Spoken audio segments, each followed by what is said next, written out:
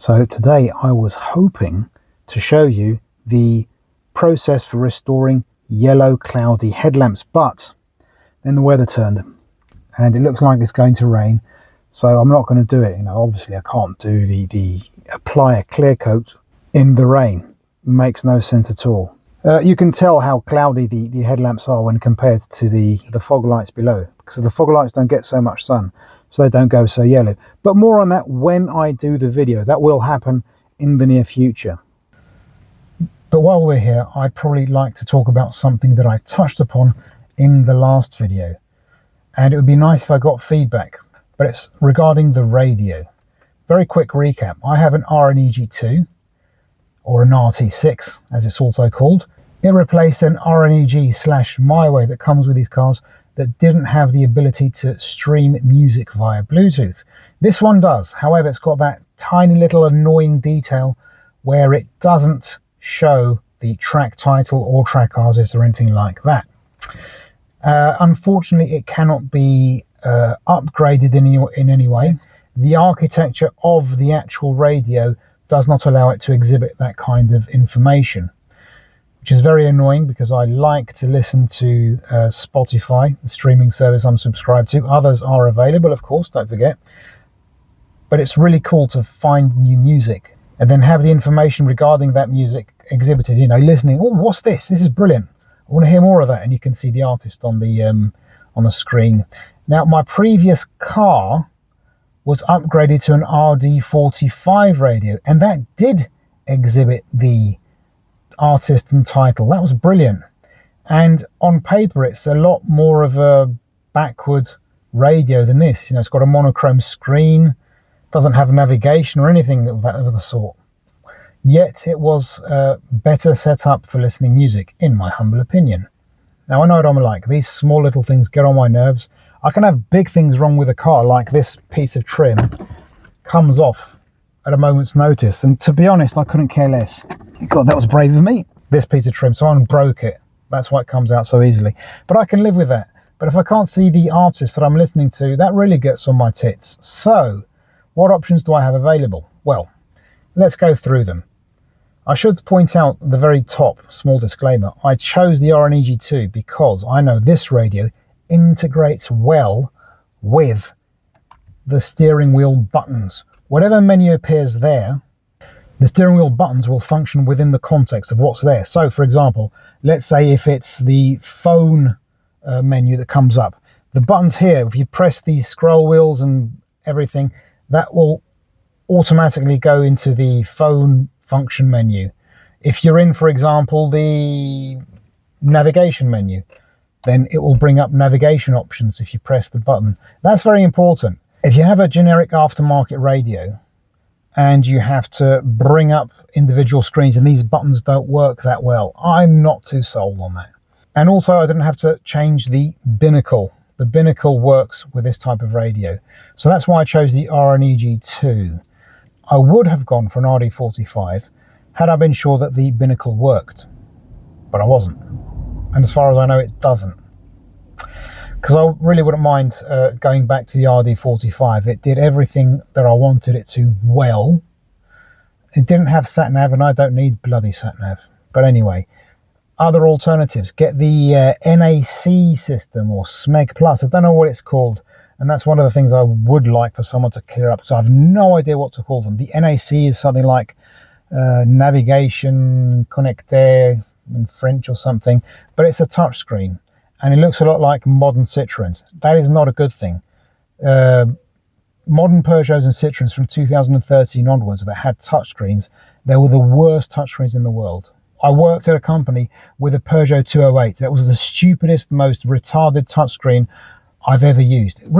Unbelievably ridiculous. There were like two buttons on the side and you had to press them and try to guess what they did. Horrendous thing to use, and I don't want that experience. So I'm not sure if that NAC is a system for me. It'll probably get on my nerves after 5 minutes.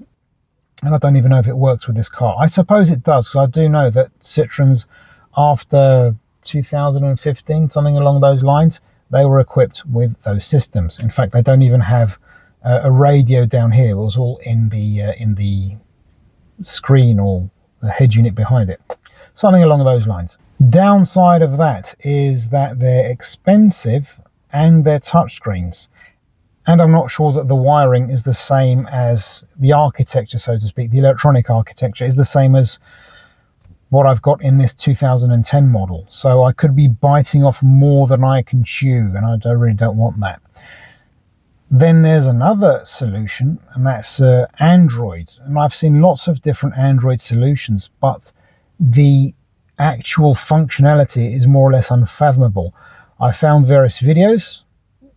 One of them was Polish, and it does show that the sensors work. That's important.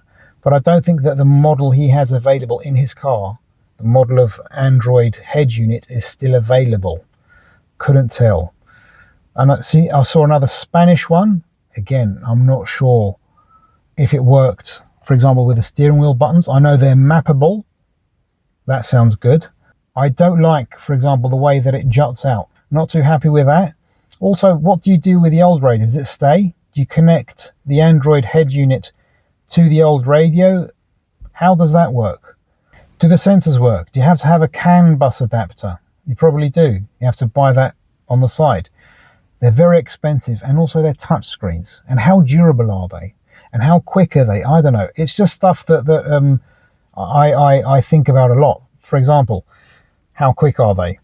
With this system, I turn the car on, and sometimes it takes something like 10 or 15 seconds to wake up. And there have been situations where I've put the car either into reverse or to go forward to get out of a parking space, and the parking sensors haven't come online yet. So I think, no beep, beep, beep from the back, which means I'm far away from the obstacle. But I'm not. I'm nearly touching it. It's just the sensors haven't woken up yet. So suddenly, I'm fine, and suddenly it goes beep, and I have to stamp on the brakes to make sure I don't slam into the car behind.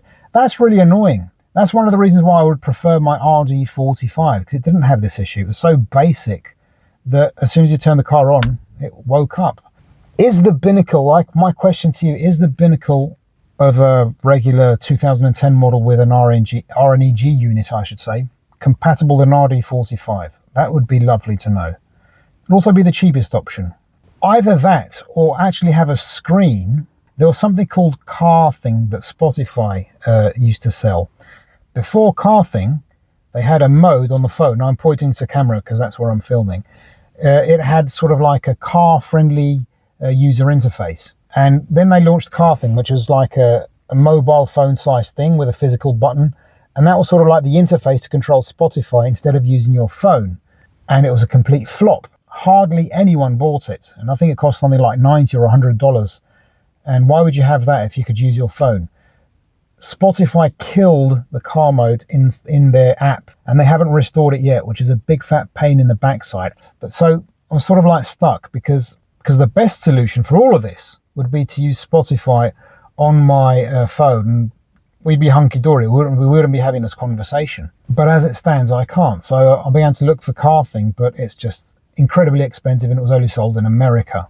Is there any other alternative? Is there something like a tiny screen that you can put somewhere discreetly that shows song information? Does that even exist? Because I'm not really convinced on getting a full-blown massive screen with Android Auto. It doesn't really float my boat, to be honest with you. I do admit that having sat-nav on a slightly larger screen is a bit better. I hate to admit that, but it's true. I thought about stealing my daughter's tablets and putting it in the car, but I think she'd notice. So yeah, those are my options on the table. RD45, NAC, more up-to-date Citroen system, or an aftermarket Android system, or something else, an additional screen. I've no idea which is best. For the time being, I'm definitely sticking to the RNEG2/RT6, because even I know that I'm being a bit of a silly sausage with this, I'll get my passengers to tell me what's on. All feedback is very, very welcome. Not just to answer my questions, although, I am absolutely shameless in that respect. I'm asking you things that I'm only asking you, by the way, because I couldn't find them out for myself. But also, what are your experiences with these systems? I really would like to know. I mean that, because these cars are very varied, I found. You've got the NG4, you got, or NT, was it? Got some really different systems, and I wonder how they all work with, for example, streaming services or Bluetooth or USB. It's fascinating stuff, honestly. I mean that. Anyway, thanks very much for watching, and I hope you didn't find this to be an absolute bore, and I bid you farewell.